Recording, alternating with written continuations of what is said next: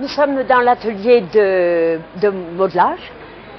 Ces jeunes gens sont des modeleurs, c'est-à-dire qu'à partir d'un dessin, ils vont réaliser la pièce qui leur est demandée. Et ensuite, ils font les moules. Les moules, d'abord les moules matrices et ensuite les moules de production pour l'atelier. Les moules dans lesquels nous allons couler la terre.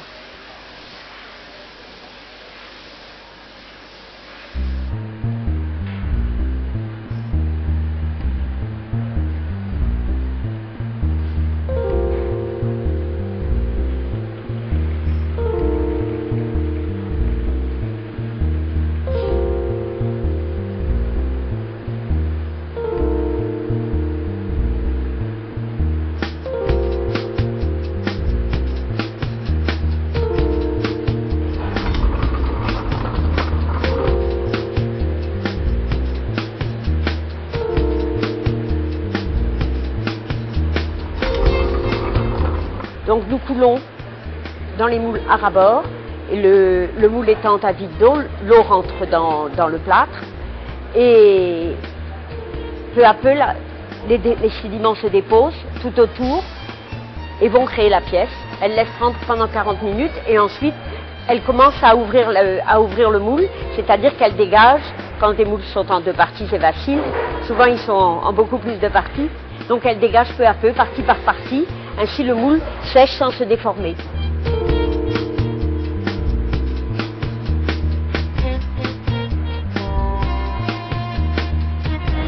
Donc ici, c'est les barbages des pièces. Les barbages consistent à enlever les plans de joint, puisque le moule étant en plusieurs parties, la terre est rentrée dans les interstices du moule et a donc marqué des plans qu'il faut enlever. Généralement, on se sert d'un couteau, comme elle le fait là, pour dégager la ligne de terre. Et puis ensuite, on lisse à l'éponge, au scotch-brite éventuellement et à l'éponge. Voilà, et puis le chat est lisse et il sera bon à rentrer dans le four.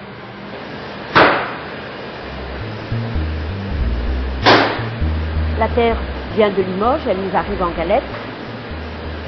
Nous la malaxons dans ce grand malaxeur.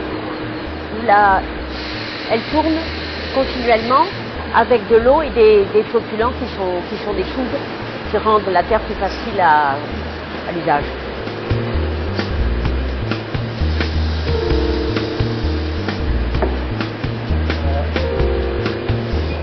Ici, c'est l'émaillage au pistolet. Ici, il y a l'alliance de nos deux savoir-faire, c'est-à-dire la faïence, donc nous émaillons là au pistolet, et les émaux, parce que tous les petits points que vous voyez, les cœurs des fleurs, ont été déjà protégés par du scotch-tape.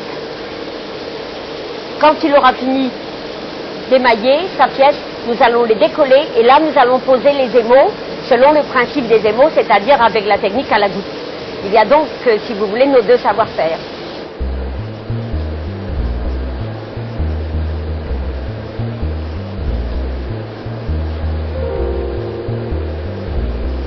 Après beaucoup de techniques différentes, nous avons la sérigraphie.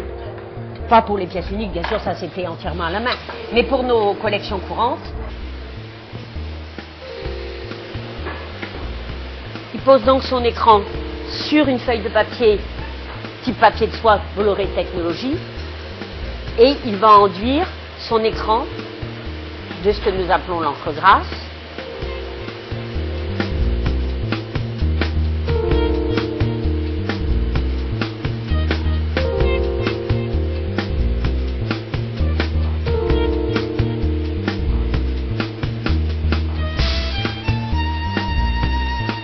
Rien n'est plat, tout est en forme, et or les feuilles sont planes, c'est la difficulté.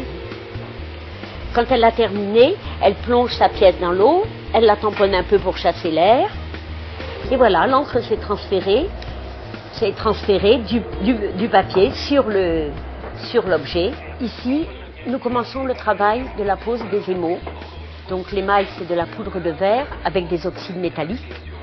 La décoratrice pose sur sa plaque de verre l'émail. Elle le mélange avec de l'eau et de la colle, car il faut chez nous que la pâte obtenue soit très épaisse.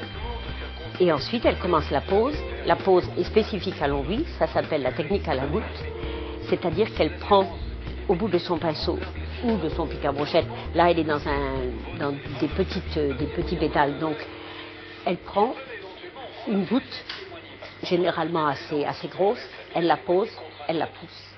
Ce geste que vous la voyez faire, elle le fait des milliers de fois chaque jour. Quand nous cuisons, comme c'est de la poudre de verre, il va y avoir vitrification et ça va briller.